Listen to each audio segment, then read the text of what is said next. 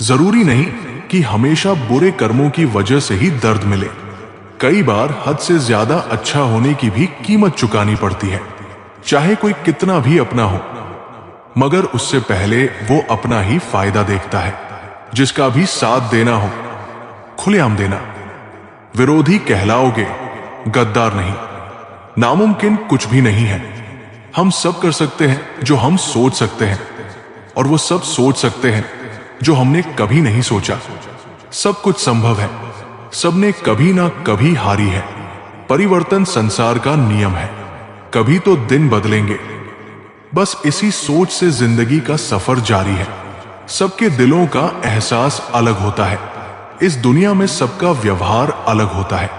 आंखें तो सबकी एक जैसी होती है, पर सबका देखने का अंदाज अलग होता है।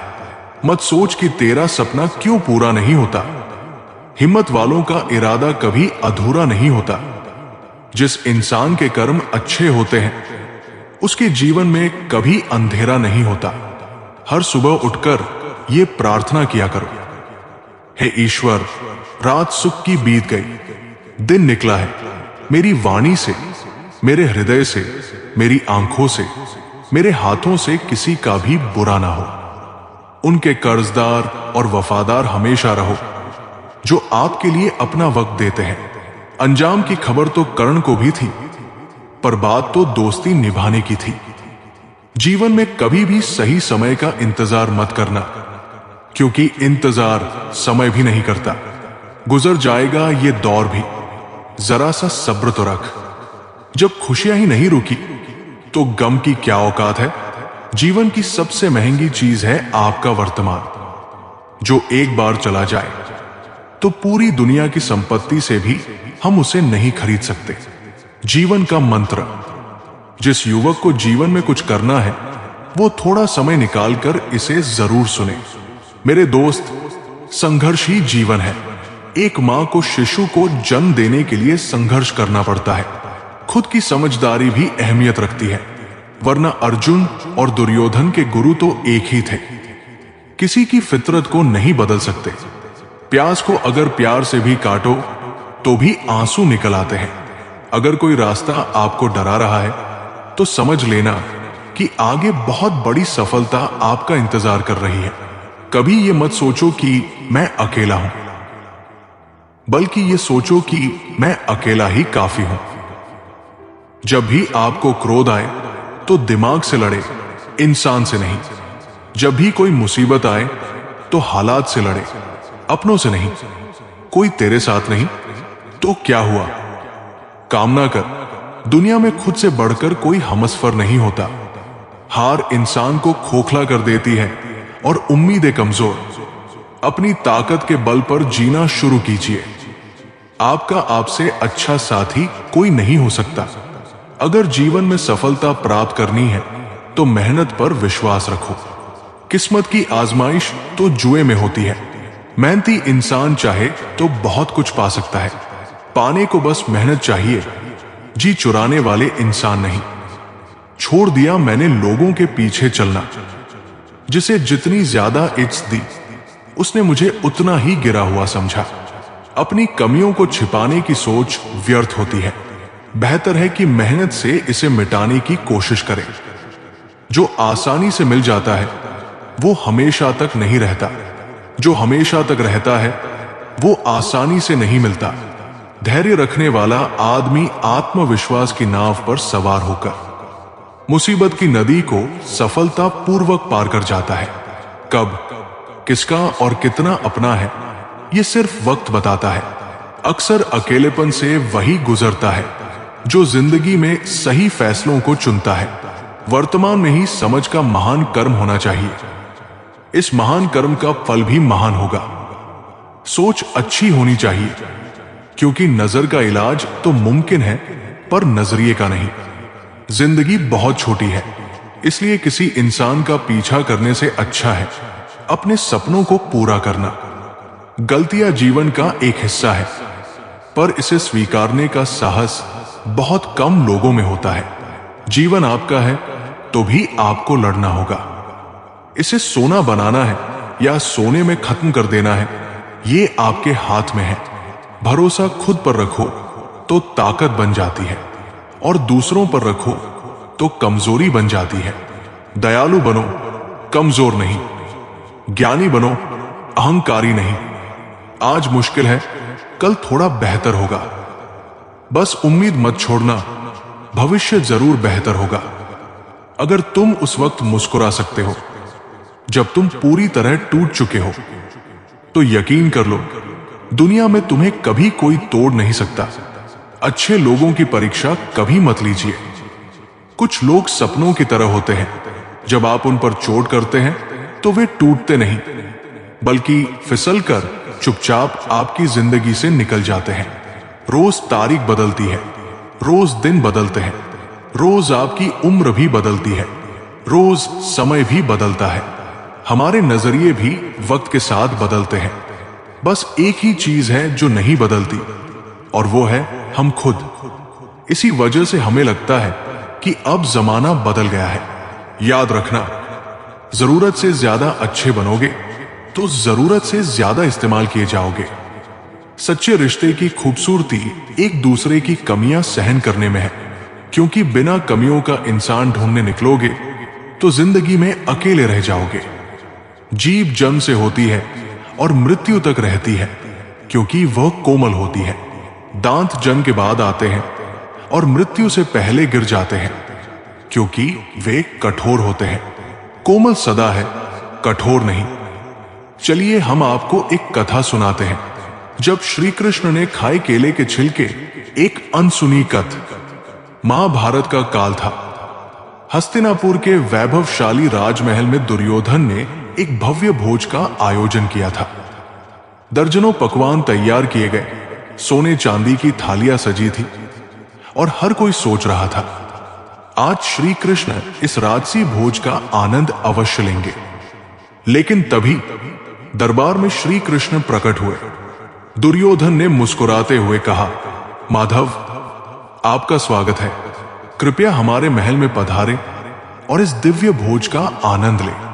लेकिन श्री कृष्ण हल्की मुस्कान के साथ बोले, राजन, मैं प्रेम का भूखा हूं, भोजन का नहीं।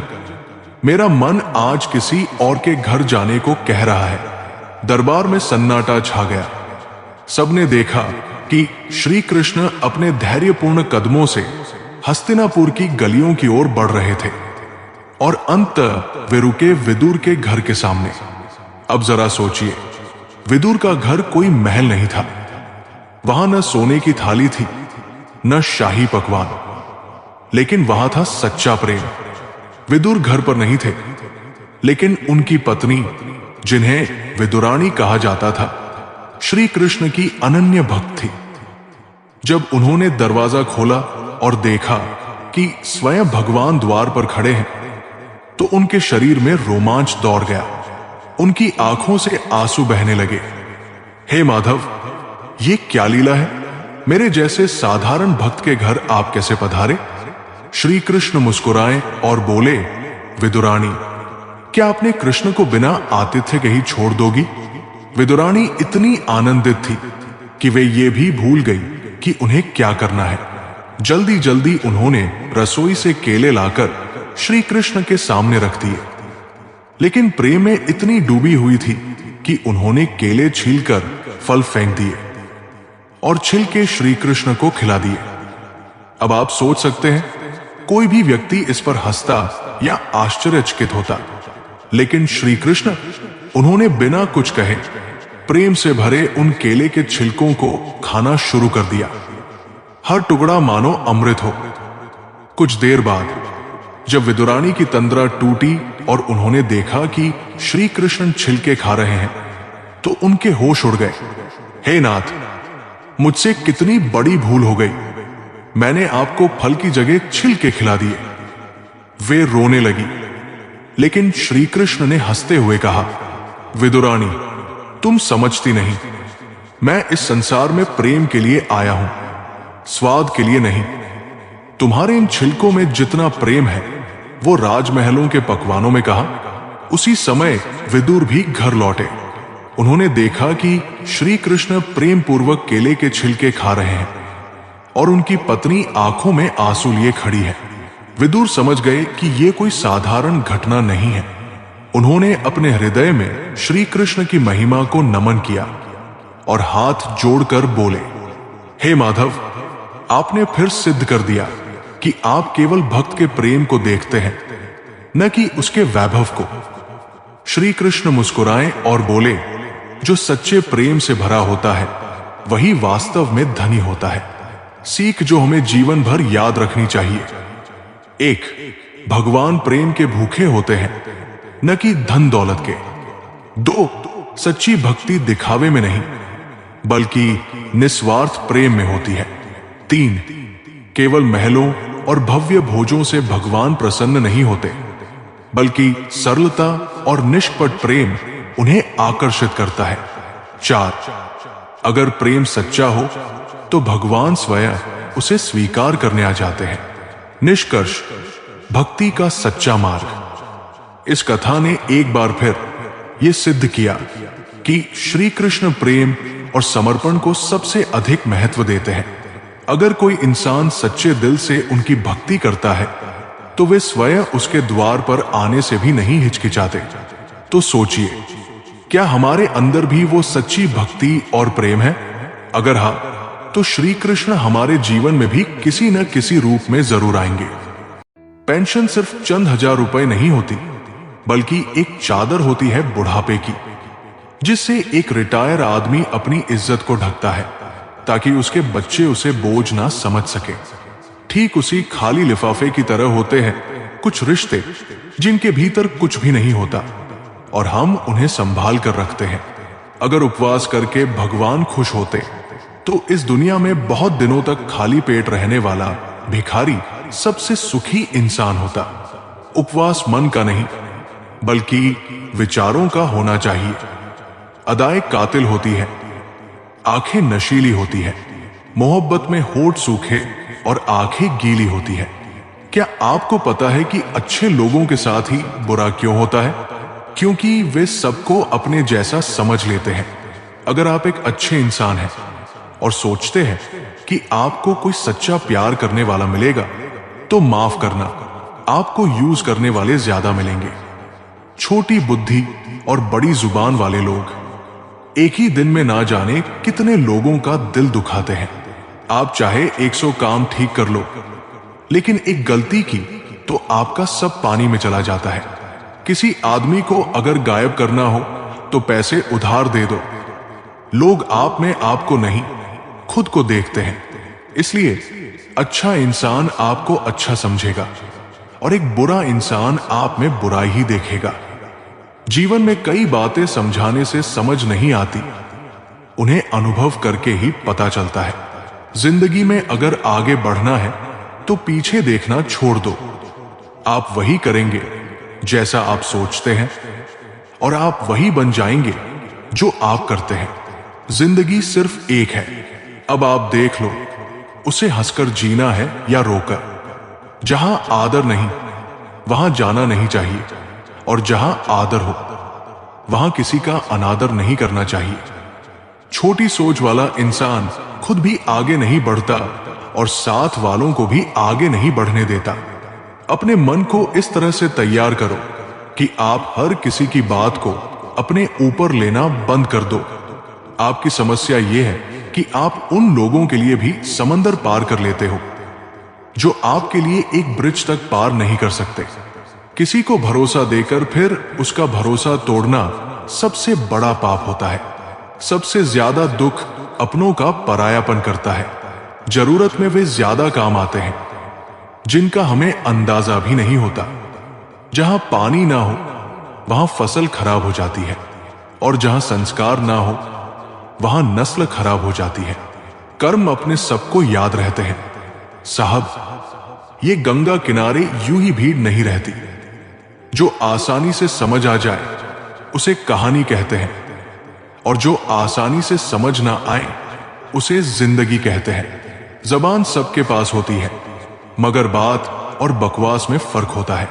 जरूरी नहीं कि बीमार होने की वजह बीमारी ही हो।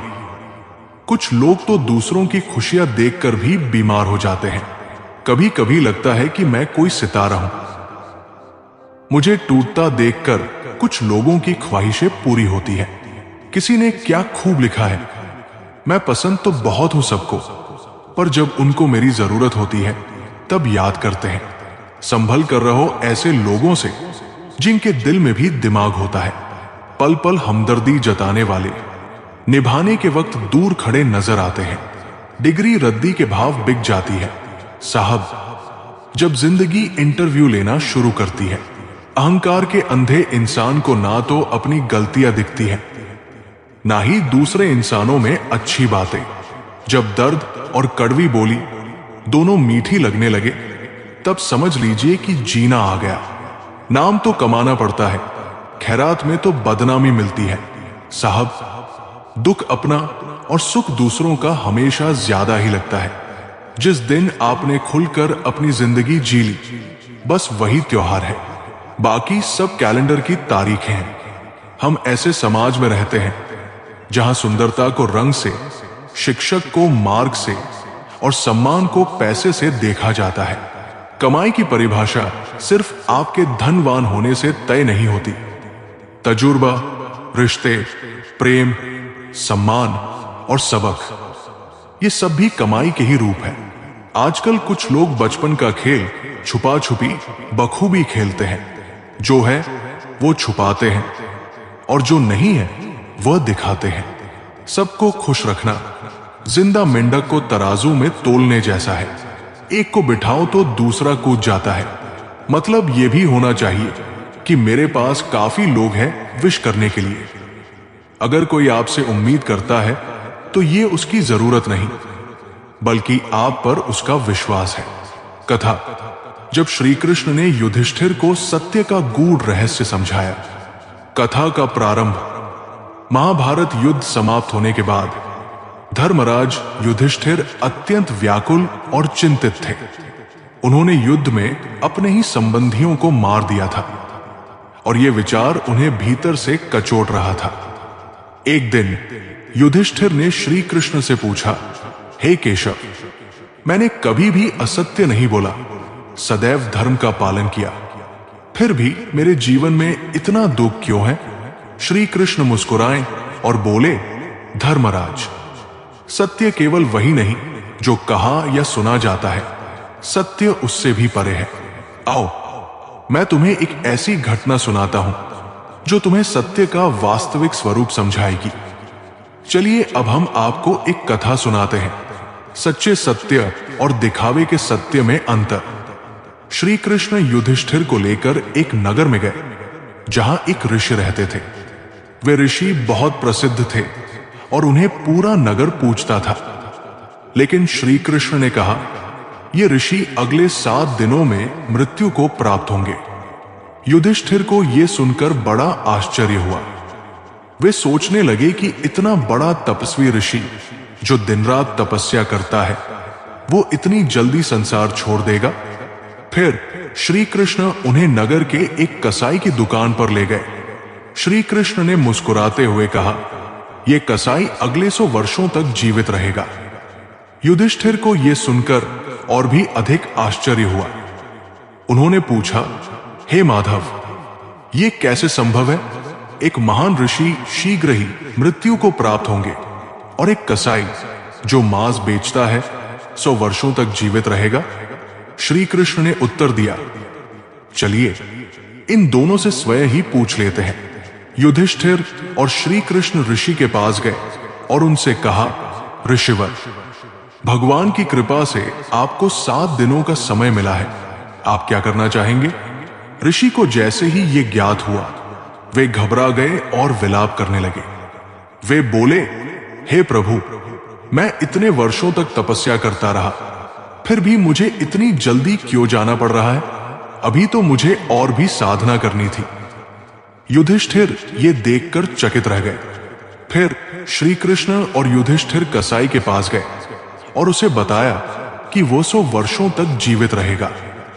कसाई ने प्रसन्नता से हाथ जोड़कर कहा, हे प्रभु, ये तो आपकी ही कृपा है, मैं अपने कर्म में संतुष्ट हूं। जो भी जीवन आपने दिया है, मैं उसी में आनंदित हूं। यह सुनकर युधिष्ठिर को आश्चर्य हुआ और उन्होंने श्री कृष्ण से पूछा, हे केशव, इसका क्या अर्थ है? श्री कृष्ण बोले, हे धर्मराज, सच्चा सत्य केवल नियमों से नहीं चलता, बल्कि वो व्यक्ति के हृदय की भावना और कर्मों से जुड़ा होता है। ये ऋषि जीवन भर तपस्या तो करते रहे, लेकिन उनका मन मृत्यु के भय से बंधा था। उनका सत्य केवल बाहरी था, अंदर से वे अभी भी मोह में थे। लेकिन वो कसाई अपने कर्मों में संतुष्ट था। उसने कभी किसी को ठगा नहीं, कभी झूठ नहीं बोला, अपने कर्तव्य को ईमानदारी से निभाया। इसलिए भगवान ने उसे दीर्घायु का आशीर्वाद दिया। कथा की सीख: 1. सत्य केवल बाहरी नियमों का पालन नहीं, बल्कि अंतःकरण की शुद्धता भी है। 2. जो व्यक्ति अपने कर्मों से संतुष्ट रहता है, वही सच्चा सुख प्राप्त करता है। 3. केवल तपस्या और ज्ञान ही नहीं, बल्कि निष्ठा और ईमानदारी भी व्यक्ति को महान बनाती है। 4. धर्म का वास्तविक रूप केवल नियमों का पालन करना नहीं, बल्कि जीवन में संतोष और सच्चाई को अपनाना है। युधिष्ठिर को इस कथा से सत्य का वास्तविक स्वरूप समझ में आ गया। उन्होंने जाना कि केवल बाहरी धर्म पालन करने से व्यक्ति सच्चा धर्मात्मा नहीं बनता, बल्कि अपने कर्मों में निष्ठा और सच्चाई रखना ही सच्चा धर्म है।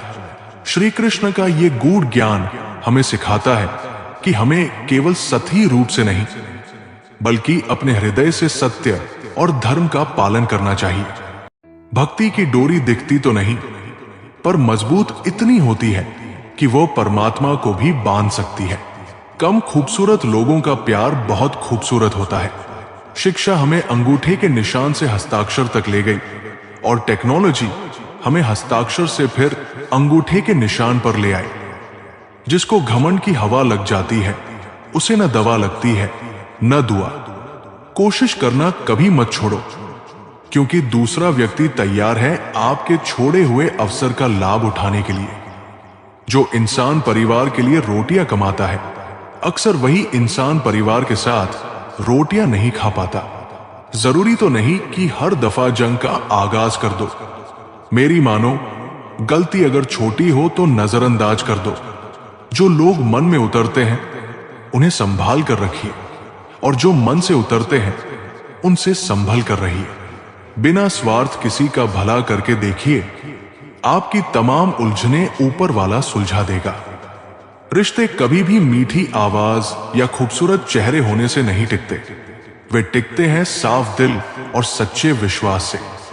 तलाश दिल को सिर्फ सुकून की होती है, नाम रिश्ते का चाहे कुछ भी हो। बहुत दूर तक जाना पड़ता है सिर्फ ये जानने के लिए कि नजदीक कौन है। जिंदगी की रफ्तार बहुत तेज है। सुबह का दुख शाम को पुराना हो जाता है। वक्त ने सिखा दी सबकी असलियत, वरना हम तो वह थे जो सबको अपना कहते थे। सही लोग अगर साथ हो तो बुरे दिन भी अच्छे बन जाते हैं। जब सफर में अकेला चलना आ जाए तो खुद से अच्छा हमसफर कोई नहीं। किसी को इतना भी हक मत दो कि वह फैसला करे कि कब आपको हंसना है और कब आपको रोना है। वक्त और अपने जब दोनों एक साथ चोट पहुंचाएं तो इंसान बाहर से ही नहीं, अंदर से भी टूट जाता है। अब डर लगता है मुझे उन लोगों से जो कहते हैं मेरा यकीन तो करो। अच्छा इंसान कभी मतलब नहीं रखता, बस दूर हो जाता है उन लोगों से जिनकी कदर नहीं होती। कुछ पल बुजुर्गों के साथ बैठा करो, हर चीज गूगल पर नहीं मिलती। जिंदगी में रिश्ते ऐसे बनाओ जिन्हें झूठ बोलने की जरूरत न पड़े और तुम्हें सच जानने की। आसानी से टूट जाऊंगा वो इंसान थोड़ी हूं, सबको पसंद आ जाऊं भगवान थोड़ी हूं। अच्छा इंसान कभी मतलब ही नहीं होता, बस दूर हो जाता है उन लोगों से जिनकी कदर नहीं होती। इंसान सिर्फ एक ही बात से अकेला पड़ जाता है, जब उसके अपने ही उसे गलत समझने लगते हैं। कुछ पल बुजुर्गों के साथ बैठा करो, हर चीज गूगल पर नहीं मिलती। दवाइयां जब महंगी हो जाती है तब गरीब ताबीज पर यकीन करने लगता है। 100 गुना बढ़ जाती है खूबसूरती महज मुस्कुराने से। फिर भी लोग मुंह फुलाने से बाज नहीं आते। चरित्र में नहीं जी पाता हूं, इसलिए कई बार अकेला नजर आता हूं। परफेक्ट जोड़ी सिर्फ जूते की होती है, बाकी सब वहम है। आज की इस दुनिया में समझ होना बहुत जरूरी है। प्यार में लोग फायदा उठा लेते हैं। जीवन में किसी भी परिस्थिति में अटको मत, चाहे दुख हो, खुशी हो या समस्या हो, कहीं मत अटको। जो कुछ भी है सब समय के साथ निकल जाएगा। एक कमाल की कहानी है, ध्यान से सुनना और सुनने के बाद इसे महसूस करना। एक लड़का नदी के पुल पर बैठा था। पुल के नीचे से पानी बह रहा था और लड़का पुल के ऊपर से उस पानी को गौर से देख रहा था। उसी समय पानी के साथ एक लकड़ी का बड़ा सा टुकड़ा बहता हुआ पुल के नीचे से गुजरा। वो उस लकड़ी के बड़े से टुकड़े को लगातार देखता रहा। धीरे धीरे वो लकड़ी का टुकड़ा उसकी आंखों से ओझल हो गया। पानी का बहाव उस टुकड़े को दूर बहा ले गया और नदी की सतह पहले जैसी साफ और चमकीली हो गई। थोड़ी देर बाद उसने देखा कि बहुत सारे पत्ते नदी के बहाव के साथ पुल के दूसरी तरफ से बहते आ रहे हैं। वो लगातार उन्हें देखता रहा। जैसे जैसे नदी का बहाव उन पत्तों को दूर बहाकर ले जा रहा था, वैसे वैसे वे पत्ते उस लड़के की आंखों से ओझल होते गए। फिर से नदी का पानी साफ और चमकीला हो गया। इसी तरह एक के बाद एक कोई न कोई चीज नदी के साथ बहती आ रही थी और धीरे धीरे नदी के बहाव के साथ वो गायब हो रही थी। ये सब देखते देखते उस लड़के की आंखों में चमक आ गई, जैसे उसके हाथ जीवन का कोई अनमोल रहस्य लग गया हो। हां, वाकई लग गया था उसके हाथ एक रहस्य, और उस रहस्य का नाम था पुल के नीचे से बहने वाला पानी। उसे समझ आ गया था कि जीवन की हर चीज किसी दिन इसी पानी के साथ पुल के नीचे से गुजरकर ओझल हो जाएगी। उस लड़के ने इस रहस्यमय विचार को पकड़ लिया। अब जीवन में वो लड़का किसी भी अच्छे या बुरे दौर से गुजरता तो बिना रुके आगे बढ़ता। वो दुख में होता तो यही कहता, ये तो पुल के नीचे का पानी है, बच जाएगा, बहा ले जाएगा। जब वो सुख में होता तो भी यही दोहराता, ये तो पुल के नीचे का पानी है, बच जाएगा, बहा ले जाएगा। उसके बाद वो लड़का कभी चिंता में नहीं रहा। ध्यान से सोचिए, समय उसी पुल के नीचे से गुजरने वाले पानी की तरह है, जो हमारे जीवन की हर चीज, चाहे वो सुख हो या दुख, सब अपने साथ ले जाता है। इसीलिए सुख और दुख में यही सोचिए, ये वक्त भी गुजर जाएगा। ये पुल के नीचे का पानी है, बह जाएगा, बहा ले जाएगा। जो लोग कहते हैं कि जीवन कठिन है, वे सही कहते हैं, लेकिन जो कहते हैं कि ये सरल भी हो सकता है, वे भी सही है। फर्क सिर्फ इतना है कि आप इसे किस नजरिए से देखते हैं। इसलिए जीवन के हर उतार चढ़ाव को पुल के नीचे का पानी समझकर आगे बढ़ते रहिए। बातें सिर्फ उनसे साझा करें जो आपकी भावनाओं की कद्र करते हैं, वरना यहां लोग सिर्फ मजाक बनाने के लिए सुनते हैं। जो लोग अंदर से मजबूत होते हैं, वही सबसे ज्यादा मुस्कुराते हैं। किसी को हराकर जीतने से ज्यादा बड़ी जीत किसी को साथ लेकर चलने में होती है। इंसान अपना सबसे बड़ा दुश्मन खुद होता है। अगर वो अपने डर पर काबू पा ले तो कुछ भी असंभव नहीं है। बदलाव से मत डरिए, क्योंकि बिना बदलाव के ना आप सीख सकते हैं और नहीं आगे बढ़ सकते हैं। बुरी आदतें धीरे धीरे पनपती हैं और धीरे धीरे इंसान को खत्म कर देती है। अगर आप दूसरों के हिसाब से खुद को बदलते रहेंगे तो आप कभी खुश नहीं रह पाएंगे। वक्त किसी का नहीं होता, लेकिन सही तरीके से चलो तो वक्त भी तुम्हारा हो जाता है। सफलता के लिए कोई शॉर्टकट नहीं है, लेकिन मेहनत कभी बेकार नहीं जाती। जिस दिन आप अपनी सोच बदल लेंगे, उसी दिन आपकी जिंदगी भी बदल जाएगी। जो चीजें आपके काबू में नहीं, उन पर चिंता करना बेकार है।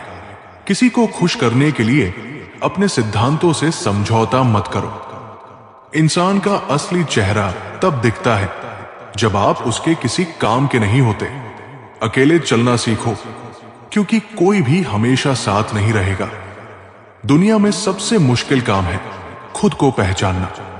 बातें कड़वी जरूर होती है, लेकिन सच्चाई से बचने की कोशिश मत करो। हर समस्या का समाधान धैर्य और सकारात्मक सोच से किया जा सकता है। जो चीजें आपको कमजोर बनाती हैं, उन्हें छोड़ दो। हर सुबह एक नई शुरुआत होती है। बीते हुए कल को भूलकर आगे बढ़ो। जो आपकी कदर न करे, उसके पीछे भागने का कोई फायदा नहीं। अगर तुम खुद पर भरोसा रखते हो, तो दुनिया की कोई ताकत तुम्हें हरा नहीं सकती। रिश्ते निभाना आसान नहीं होता, लेकिन जिनके दिल साफ होते हैं, वे निभा ही लेते हैं। असली जीत दूसरों को गिराने में नहीं, बल्कि खुद को ऊंचा उठाने में होती है। गलतियां करना गलत नहीं है, लेकिन उनसे न सीखना सबसे बड़ी गलती है। अगर आपको कोई बार बार नजरअंदाज कर रहा है, तो समझ जाइए कि आपकी जरूरत पूरी हो चुकी है। जो खो गया उसके बारे में सोचकर वक्त मत गंवाओ, बल्कि जो पास है उसकी कद्र करो। सब कुछ मिल सकता है, बस धैर्य और मेहनत होनी चाहिए। खुद को कमजोर मत समझो। तुम जितना सोचते हो, उससे कहीं ज्यादा मजबूत हो। हर दिन एक नई सीख लेकर आता है, बस जरूरत है उसे समझने की। सफलता वहां नहीं मिलती जहां भीड़ होती है, बल्कि वहां मिलती है जहां मेहनत होती है। अपने दर्द को अपनी कमजोरी मत बनाओ, बल्कि उसे अपनी ताकत बना लो। खुद को इतना मजबूत बनाओ कि कोई भी परिस्थिति तुम्हें तोड़ न सके। कभी कभी हारना भी जरूरी होता है, ताकि आपको अपनी असली ताकत का एहसास हो सके। जिंदगी में उतार चढ़ाव आते रहेंगे, लोग बदलते रहेंगे, हालात कठिन होते रहेंगे, लेकिन अगर आप अपनी सोच सकारात्मक रखेंगे, तो आप हर मुश्किल को पार कर लेंगे। चलिए अब हम आपको एक कथा सुनाते हैं। द्वापर युग में एक अत्यंत क्रूर असुर था, जिसका नाम था नरकासुर। वो भूख, लोभ और अधर्म का प्रतीक था। नरकासुर को यह वरदान प्राप्त था कि उसकी मृत्यु केवल एक स्त्री के हाथों ही होगी। इस वरदान के कारण वो और भी निर्दयी हो गया।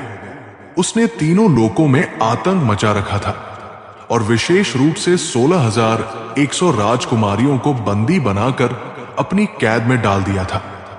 ये राजकुमारियां विभिन्न राज्यों की थी, जिन्हें नरकासुर ने बलपूर्वक अपहरण कर लिया था। नरकासुर का आतंक इतना बढ़ गया था कि स्वयं देवताओं और ऋषियों ने श्री कृष्ण से सहायता की प्रार्थना की। जब श्री कृष्ण को इस अत्याचार का पता चला, तो उन्होंने नरकासुर का अंत करने का निश्चय किया। लेकिन समस्या यह थी कि नरकासुर को वरदान प्राप्त था कि उसकी मृत्यु केवल किसी स्त्री के हाथों ही हो सकती थी। इसलिए श्री कृष्ण ने अपनी पत्नी सत्यभामा को इस युद्ध में अपने साथ ले जाने का निर्णय किया। सत्यभामा न केवल एक महान देवी थी, बल्कि वे स्वयं पृथ्वी देवी, भूमि देवी का अवतार थी। सत्यभामा ने श्री कृष्ण के साथ नरकासुर के नगर प्रागज्योतिषपुर की ओर प्रस्थान किया। नरकासुर का नगर शक्तिशाली सुरक्षा कवचों से घिरा था। चारों ओर असुरों की सेना तैनात थी, लेकिन श्री कृष्ण ने अपनी सुदर्शन चक्र से इन सुरक्षा कवचों को नष्ट कर दिया और नगर में प्रवेश कर गए। युद्ध में श्री कृष्ण और नरकासुर के बीच भयंकर संग्राम हुआ। जब श्री कृष्ण ने नरकासुर को पराजित कर दिया और उसे मारने वाले थे, तभी सत्यभामा आगे आई और उन्होंने अपने धनुष से नरकासुर को मार गिराया। इस प्रकार सत्यभामा के हाथों नरकासुर का वध हुआ और उसका अत्याचार समाप्त हो गया। नरकासुर की मृत्यु के बाद श्री कृष्ण और सत्यभामा ने उसके कारागार में बंद 16,100 कन्याओं को मुक्त किया। लेकिन इन कन्याओं के सामने एक नई समस्या खड़ी हो गई। उन्हें भय था कि समाज उन्हें स्वीकार नहीं करेगा, क्योंकि वे इतने समय तक नरकासुर की कैद में रही थी। उन्होंने श्री कृष्ण से प्रार्थना की, हे प्रभु, अब हमें कोई भी ग्रहण नहीं करेगा, हमारा जीवन व्यर्थ हो गया है। श्री कृष्ण ने प्रेम पूर्वक कहा, तुम सब अब से मेरी पत्नियां हो। इसके बाद श्री कृष्ण ने 16,100 कन्याओं से विवाह कर समाज को यह संदेश दिया कि किसी स्त्री को अपमानित करना या उसे तिरस्कृत करना अधर्म है। श्री कृष्ण की शिक्षा: 1. अधर्म का अंत निश्चित है। नरकासुर कितना भी शक्तिशाली था, लेकिन अंततः उसके पापों का नाश हो गया। 2. स्त्रियों का सम्मान सर्वोपरि है। श्री कृष्ण ने समाज को सिखाया कि किसी भी स्त्री का अपमान नहीं होना चाहिए। 3.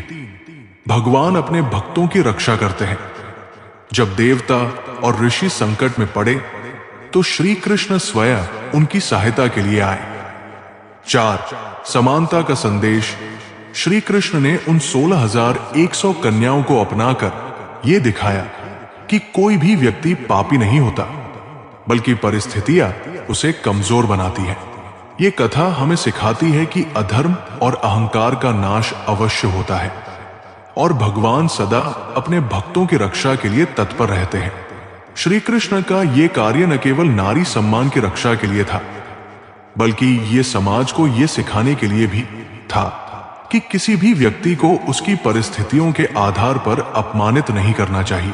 जीवन में सच्चा सुख तब मिलता है जब हम किसी और के चेहरे पर मुस्कान लाते हैं। स्वार्थ से भरी दुनिया में निस्वार्थ प्रेम और सेवा ही असली खुशी देते हैं। जब तक तुम खुद को छोटा समझोगे, दुनिया तुम्हें छोटा ही मानेगी। अपनी काबिलियत पर भरोसा रखो और अपने आप को ऊंचा उठाने का प्रयास करो। सफलता वहां नहीं मिलती जहां सिर्फ सपने होते हैं, बल्कि वहां मिलती है जहां सपनों के लिए मेहनत होती है। सपने देखो, लेकिन उनके लिए कर्म करना मत भूलो। जलती हुई लकड़ी की तरह क्रोध तुम्हें ही जलाता है, दूसरे को नहीं। क्रोध को त्याग दो, शांति को अपनाओ। जो इंसान अपनी गलतियों से सीखता है वही सच्चा ज्ञानी होता है। गलतियां पत्थर नहीं होती जिनसे ठोकर खाकर गिरा जाए, वे तो सीढ़ियां होती हैं जो हमें ऊपर उठाती है। जब लोग तुम्हारी निंदा करने लगे तो समझ लो तुम सही राह पर हो, क्योंकि जो लोग कुछ नहीं करते उनकी ही कोई आलोचना नहीं करता। रिश्ते मोतियों की माला की तरह होते हैं, अगर धागा टूट जाए तो बिखर जाते हैं। इन्हें सहज कर रखो, क्योंकि इन्हें जोड़ने से अच्छा है कि पहले ही मजबूत बनाया जाए। कभी भी अपने अंदर का सूरज बुझने मत देना, चाहे कितनी भी आंधी आए। तुम्हारी रोशनी ही तुम्हें जीवन के अंधकार से बचाएगी। प्रेम और सम्मान वे चीजें हैं जो जितनी दी जाती है उतनी ही बढ़ती है। दूसरों को सम्मान दो, खुद को भी सम्मान मिलेगा। दुनिया में सबसे बड़ी शक्ति आत्मविश्वास है और सबसे बड़ा शत्रु डर। अगर डर को हरा दिया तो सफलता तुम्हारी होगी। खुशी बाहर नहीं, तुम्हारे मन के भीतर है।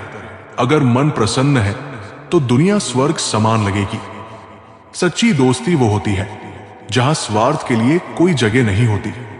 जहां स्वार्थ आ जाता है वहां मित्रता समाप्त हो जाती है। किसी के पास ज्यादा मत बैठो, क्योंकि ज्यादा पास रहोगे तो कदर खत्म हो जाएगी। रिश्तों में संतुलन बनाए रखना भी एक कला है। जो तुम्हें खोने से न डरे, उसे पाने के लिए कभी मत रोना। जिसे तुम्हारी परवाह नहीं, उसकी चिंता करना छोड़ दो। कुछ भी स्थायी नहीं है, चाहे दुख हो या सुख। इसलिए दुख में धैर्य रखो और सुख में अहंकार मत करो। जब तक खुद पर विश्वास नहीं करोगे, तब तक कोई और भी तुम पर विश्वास नहीं करेगा। अपने आप को मजबूत बनाओ, दुनिया भी तुम्हें मजबूत मानेगी। हर सुबह एक नया अवसर है पुरानी परेशानियों को भूलकर कुछ अच्छा करने का। बीते हुए कल को मत रोको, आने वाले कल को बेहतर बनाओ।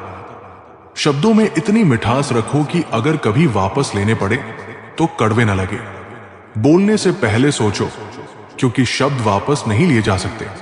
कर्म ऐसा करो कि ईश्वर भी कहे, ये इंसान मेरे नाम से नहीं, अपने कर्मों से जाना जाता है। सच्ची पहचान नाम से नहीं, कर्म से होती है। दूसरों से जीतने की बजाय खुद को जीतना ज्यादा कठिन और ज्यादा महत्वपूर्ण है। अगर तुम खुद पर विजय पालो तो पूरी दुनिया तुम्हारे लिए आसान हो जाएगी। जब तक तुम अपनी पहचान खुद नहीं बनाओगे तब तक लोग तुम्हें अपनी नजरों से देखेंगे। खुद को परिभाषित करो, वरना दुनिया तुम्हें अपने हिसाब से परिभाषित कर देगी।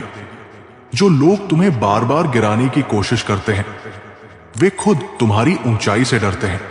तुम्हारी सफलता ही उनके लिए सबसे बड़ा जवाब होगी। यदि तुम्हारा हौसला बुलंद है तो कोई भी मुश्किल तुम्हें हरा नहीं सकती। हर तूफान के बाद सूरज निकलता ही है। जितना अधिक तुम खुद को जानोगे उतना ही शांत और मजबूत बनोगे। खुद की पहचान ही सबसे बड़ी ताकत है। कभी भी अपनी कीमत मत गिरने दो, चाहे हालात कितने भी कठिन क्यों न हो। सोने की कीमत धूल में गिरने से कम नहीं होती। लोग तभी तुम्हें कमजोर समझेंगे जब तुम अपनी ताकत भूल जाओगे। हर दिन खुद को याद दिलाओ कि तुम कितने सक्षम हो। तुम्हारी सबसे बड़ी दौलत तुम्हारा समय है, इसे बर्बाद मत करो। जो समय को बचाता है वही सबसे अमीर बनता है। जब दुनिया तुम्हें नकार दे तब खुद को स्वीकारना मत भूलना। तुम्हारा असली मूल्य किसी और की राय पर निर्भर नहीं करता। रिश्ते बनाए रखने के लिए झुकना पड़ता है, लेकिन इतना भी नहीं कि खुद टूट जाओ। संतुलन ही हर रिश्ते की नींव होती है। हर नया दिन एक नया अवसर लेकर आता है, इसे बेकार मत जाने दो। आज जो कर सकते हो उसे कल पर मत टालो। अगर सफलता का स्वाद चखना है तो पहले मेहनत का दर्द सहना होगा। बिना संघर्ष के कोई भी बड़ी चीज नहीं मिलती। जिस चीज की तुम सबसे ज्यादा परवाह करते हो वही तुम्हारी सबसे बड़ी कमजोरी बन सकती है। भावनाओं पर काबू रखना भी एक कला है।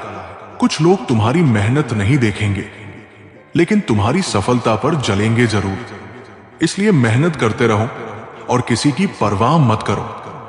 जब तुम्हें लगे कि अब और नहीं सह सकते तो बस एक कदम और बढ़ाओ, वही तुम्हारी जीत का पल होगा। सबसे कठिन समय के बाद ही सबसे बड़ी सफलता मिलती है। जीवन में जितनी बार गिरो उतनी बार उठो, क्योंकि हारने वाले को कोई याद नहीं रखता। सिर्फ वही लोग इतिहास बनाते हैं जो हार मानने से इनकार कर देते हैं। अगर लोग तुम्हारी राह में कांटे बिछा रहे हैं तो समझ लो तुम सही रास्ते पर हो। रुक मत जाना, क्योंकि तुम्हारी मंजिल इंतजार कर रही है। जो तुम्हारी पीठ पीछे तुम्हारे बारे में बोलते हैं वे वास्तव में तुमसे पीछे चल रहे होते हैं।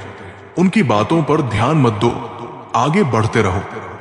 जिंदगी में उन लोगों को मत भूलो जिन्होंने तुम्हारे मुश्किल वक्त में तुम्हारा साथ दिया, क्योंकि ऐसे लोग दुर्लभ होते हैं और सच्चे रत्न की तरह होते हैं। अगर तुम्हें अपना भविष्य बदलना है तो अपनी आदतें बदलो। हर बड़ा बदलाव छोटे छोटे कदमों से शुरू होता है। जब भी कोई तुम्हें कमजोर समझे बस एक बात याद रखना, बबूल के पेड़ पर गुलाब नहीं खिलते। तुम्हारी अलग पहचान ही तुम्हारी ताकत है। चलिए अब हम आपको एक कथा सुनाते हैं, सुदामा और श्री कृष्ण की अनमोल मित्रता। बहुत समय पहले की बात है, जब श्री कृष्ण और सुदामा गुरु संदीपनी ऋषि के आश्रम में शिक्षा ग्रहण कर रहे थे। दोनों में गहरी मित्रता थी। सुदामा एक साधारण ब्राह्मण बालक थे जो बहुत ही विनम्र और धार्मिक स्वभाव के थे। वही श्री कृष्ण तो स्वयं नारायण के अवतार थे, परंतु वे सुदामा से एक सच्चे मित्र की तरह प्रेम करते थे। गुरुकुल में दोनों ने साथ साथ वेदों और शास्त्रों का अध्ययन किया। वहां वे कठिन नियमों का पालन करते हुए सेवा भी करते थे। एक दिन संदीपनी ऋषि की पत्नी ने सुदामा और श्री कृष्ण को जंगल से लकड़ियां लाने भेजा। चलते चलते दोनों बहुत दूर निकल गए। रास्ते में घंघोर बारिश शुरू हो गई। दोनों मित्र एक वृक्ष के नीचे शरण लेने लगे। सुदामा के पास अपनी मां द्वारा दिया गया थोड़ा सा चिवड़ा सत्तू था जो उन्होंने छुपा कर रखा था। उन्हें लगा कि यदि श्री कृष्ण को यह पता चलेगा तो वे भी इसे खाने की इच्छा करेंगे और तब उनके हिस्से में कम आएगा। इसलिए उन्होंने अकेले ही चोरी छिपे चिवड़ा खाना शुरू कर दिया। लेकिन श्री कृष्ण तो अंतर्यामी थे। वे मुस्कुराए और बोले, सुदामा, तुम अकेले केले क्या खा रहे हो? सुदामा लज्जित हो गए और कुछ न कह सके। श्री कृष्ण ने हंसते हुए कहा, आज जो तुमने छुप कर खाया है उसी का फल तुम्हें जीवन भर मिलेगा। सुदामा इस रहस्यमयी वाणी का अर्थ न समझ सके और चुप रहे, लेकिन श्री कृष्ण के हृदय में उनके प्रति स्नेह और भी बढ़ गया।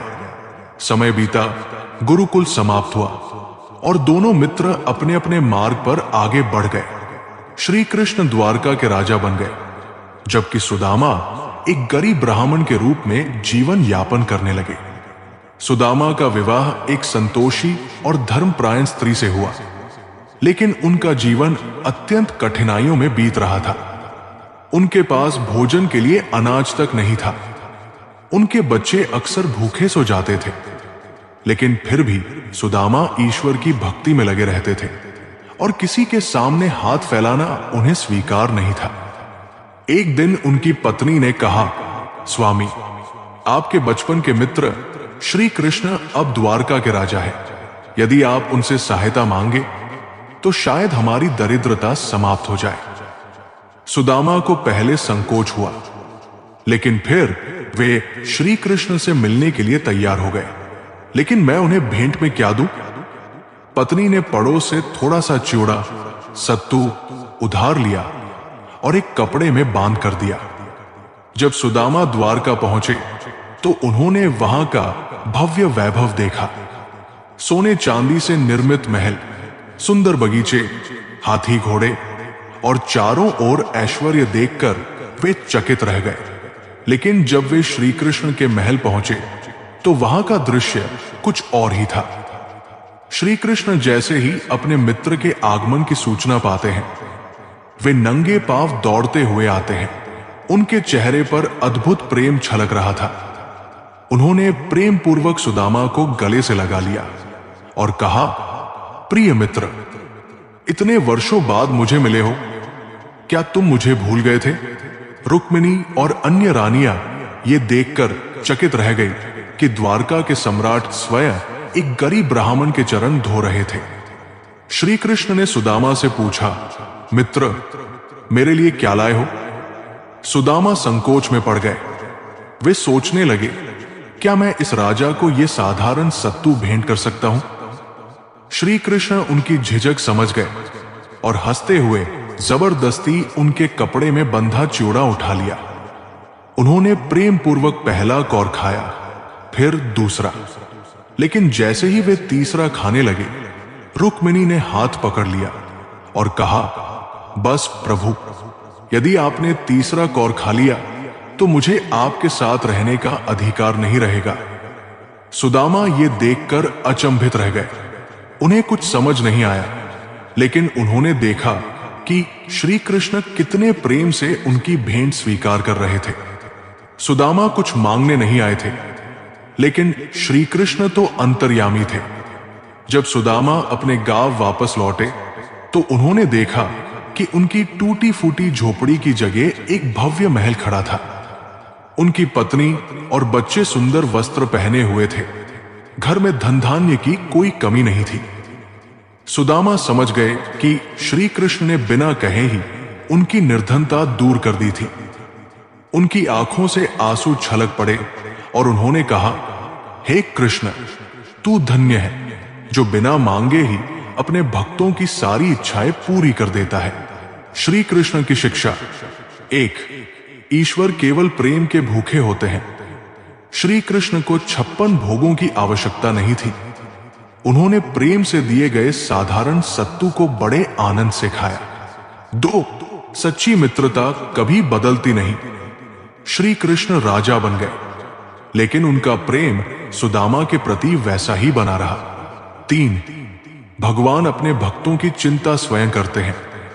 सुदामा कुछ मांग नहीं पाए, फिर भी श्री कृष्ण ने उनकी सभी समस्याएं हल कर दी।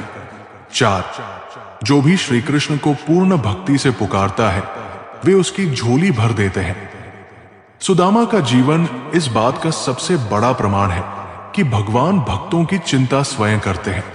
निष्कर्ष, ये कथा हमें सिखाती है कि भगवान से कुछ मांगने की आवश्यकता नहीं होती, बस प्रेम और श्रद्धा से उन्हें पुकारो, वे स्वयं तुम्हारे जीवन को संवार देंगे। सच्ची भक्ति में कभी दिखावा नहीं होता और सच्ची मित्रता कभी समय या स्थिति के अनुसार नहीं बदलती। भगवान श्री कृष्ण ने कहा है कि अकेलेपन से डरना छोड़ दो, दुखी होना छोड़ दो। इस दुनिया में कोई किसी का नहीं होता, इसलिए जीवन में कभी किसी की वजह से दुखी नहीं होना चाहिए। श्री कृष्ण कहते हैं, प्रेम उसी इंसान से करो जो आपके प्रेम के लायक हो। जिस इंसान को आपके प्रेम की कदर ही नहीं है, उससे जितना दूर रहोगे उतना ही अच्छा है। भगवत गीता में बताया गया है कि जो इंसान दूसरों को दुख देता है, छल करता है, उसका अंत बहुत ही बुरा होता है। दुर्योधन ने पांडवों को जीवन भर दुख दिया, उनके साथ छल किया, हर पल उन्हें धोखा दिया और कभी ईमानदारी से नहीं चला। उसका ऐसा परिणाम हुआ कि उसकी मृत्यु भी छल से ही हुई। इसलिए श्री कृष्ण कहते हैं कि अगर कोई इंसान खुद को बहुत चालाक समझता है और दूसरों को दुख देकर बेवकूफ बना लेता है, तो याद रखना, एक दिन उसके जीवन में भी ऐसा कोई आएगा जो उसे भी धोखा देकर चला जाएगा। जो जैसा कर्म करता है उसे वैसा ही फल भोगना पड़ता है। भगवान श्री कृष्ण ने कहा है कि अगर कोई आपको धोखा दे या तकलीफ दे तो उसकी परवाह करना छोड़ दो और खुद भी दुखी होना छोड़ दो, बल्कि उससे कुछ सीख लो।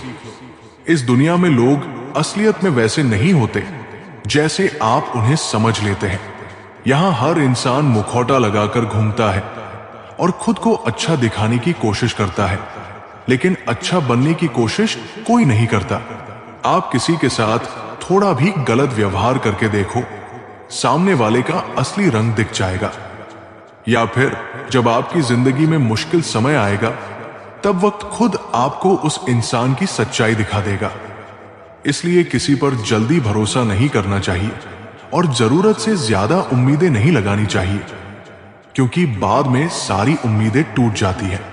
श्री कृष्ण अर्जुन से कहते हैं, हे अर्जुन, बस एक बार तो अपना मन, दिल और बुद्धि मुझ में लगाकर देख, फिर देखना तुझे कोई दुख नहीं दे पाएगा, तेरा दिल कोई नहीं दुखा पाएगा।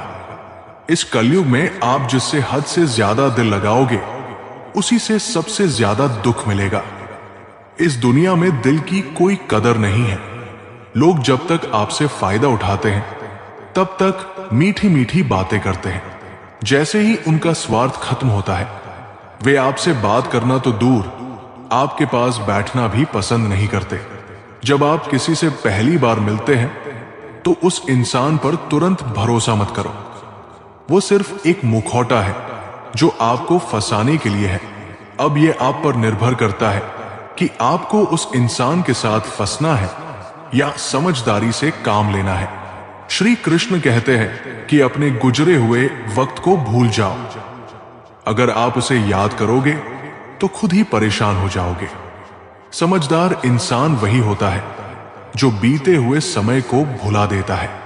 भगवान श्री कृष्ण कहते हैं कि जब भी आप खुद को अकेला महसूस करें, तो यह सच्चाई समझ लें कि आप इस दुनिया में अकेले आए थे और अकेले ही जाओगे।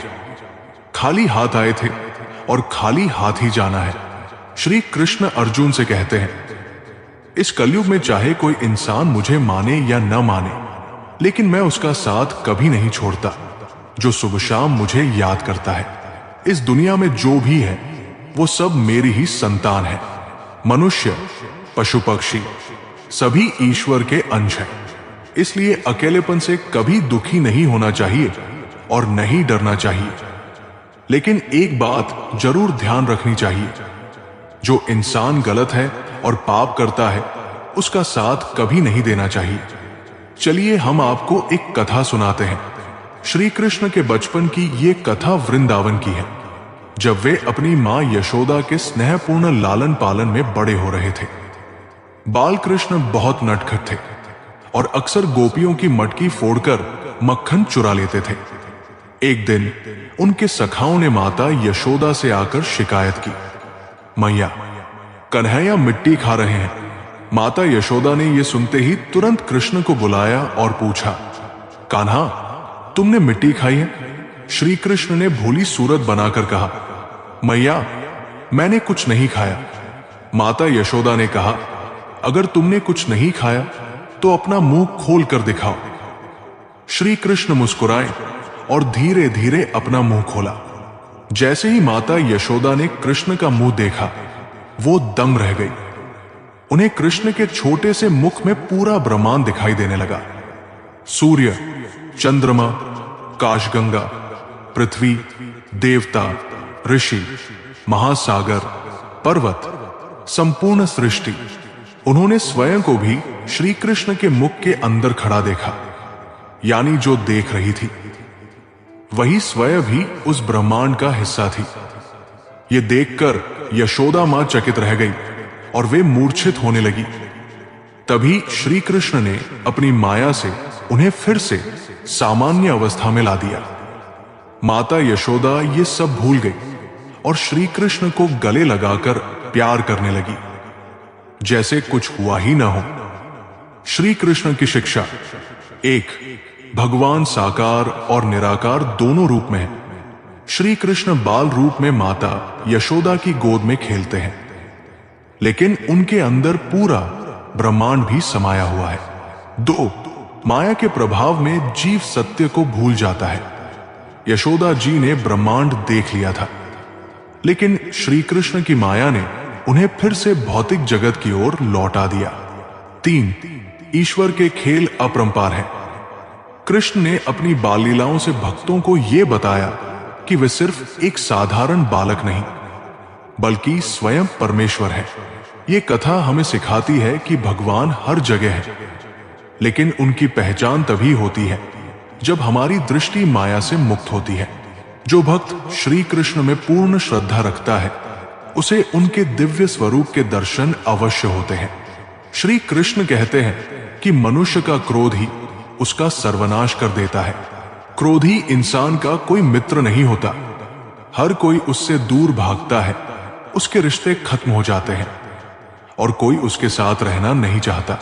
भगवान श्री कृष्ण भगवद गीता में उपदेश देते हैं कि चाहे आप कितने भी अच्छे हों, लेकिन अगर बुरे लोगों की संगत में रहोगे तो आपका भी वही हाल होगा जो उनका होता है। भीष्म पितामह एक धर्मात्मा और ब्रह्मचारी थे, लेकिन वे अधर्म के पक्ष में खड़े हो गए। अंत में उनका वही हाल हुआ जो अधर्मी का होता है। मृत्यु के समय उन्हें भयानक पीड़ा का सामना करना पड़ा। इसलिए गलत लोगों की संगत में कभी नहीं रहना चाहिए। श्री कृष्ण कहते हैं कि मनुष्य को अपने मन को शांत रखना चाहिए। जिस इंसान का मन अशांत होता है, उसे जीवन में दुख के अलावा कुछ नहीं मिलता। अशांत मन दुखों को जन्म देता है, जबकि शांत मन आनंद को।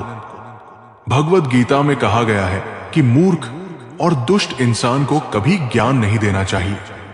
उन्हें ज्ञान देने से उनके अहंकार को चोट लगती है और वे मन में बैर पाल लेते हैं। समय आने पर वही लोग आपको नुकसान पहुंचाते हैं और दुख देते हैं। श्री कृष्ण कहते हैं, जो इंसान आपके सामने अपनापन दिखाता है, वही पीठ पीछे आपको नुकसान पहुंचाने वाला होता है। ऐसे लोगों से दूर रहना चाहिए। भगवद गीता में कहा गया है कि जहां आपके लिए प्रेम और इज्जत नहीं है, वहां कभी नहीं जाना चाहिए।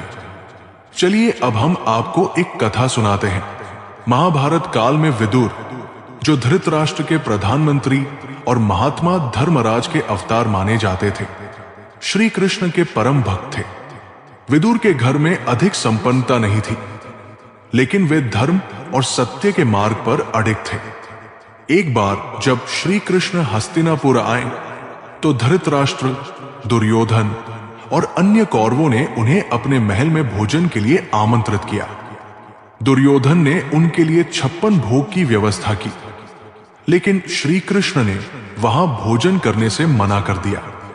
दुर्योधन ने आश्चर्य से पूछा, हे माधव, मैंने आपके लिए इतने व्यंजन तैयार करवाए हैं, फिर भी आप इन्हें क्यों अस्वीकार कर रहे हैं? श्री कृष्ण मुस्कुराए और बोले, मुझे भोजन की नहीं, प्रेम की भूख है, मैं वही जाऊंगा। जहां प्रेम से बुलाया जाएगा। ये कहकर श्री कृष्ण सीधे विदुर के घर चले गए। विदुर घर पर नहीं थे, लेकिन उनकी पत्नी विदुरानी थी। जब उन्होंने देखा कि स्वयं श्री कृष्ण उनके घर आए हैं, तो वे प्रेम से अभिभूत हो गई और खुशी के आंसू बहाने लगी। लेकिन घर में कोई विशेष भोजन नहीं था। विदुरानी घबराने लगी कि वे क्या खिलाए। तभी उनकी नजर केले के एक गुच्छे पर पड़ी। भाव विह्वल होकर उन्होंने जल्दी जल्दी केले छीलने शुरू किए, लेकिन प्रेम में डूबी हुई वे भूल गई और श्री कृष्ण को छिलके ही खिला दिए। श्री कृष्ण प्रेममय मुस्कान के साथ उन छिलकों को बड़े आनंद से खाते रहे। जब विदुर घर आए तो उन्होंने ये देखा और आश्चर्य से बोले, अरे देवी, तुमने भगवान को केले देने के बजाय छिलके खिला दिए। तब विदुरानी ने होश संभाला और लज्जित होकर श्री कृष्ण से क्षमा मांगी।